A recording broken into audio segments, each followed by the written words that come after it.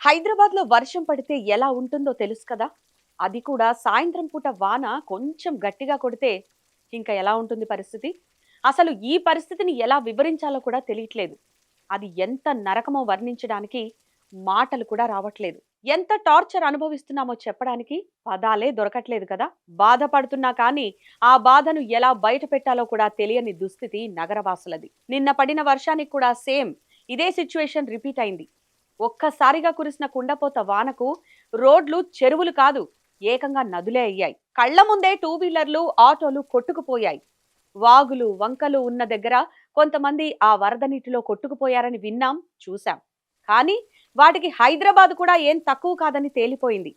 ఎక్కడ కాలు పెడితే ఆ నీటిలో కొట్టుకుపోతామేమోనని చాలా మంది భయపడ్డారంటే పరిస్థితి ఎలా ఉందో మీరే అర్థం చేసుకోండి. వాన వెలిసిన తర్వాత ట్రాఫిక్ కష్టాలైతే పీక్స్ అంతే. 3 కిలోమీటర్లు వెళ్ళడానికి 90 నిమిషాలు పట్టింది. అంటే గంటన్నర టైమా? నగరం కాదిది, నరకం దేవుడా!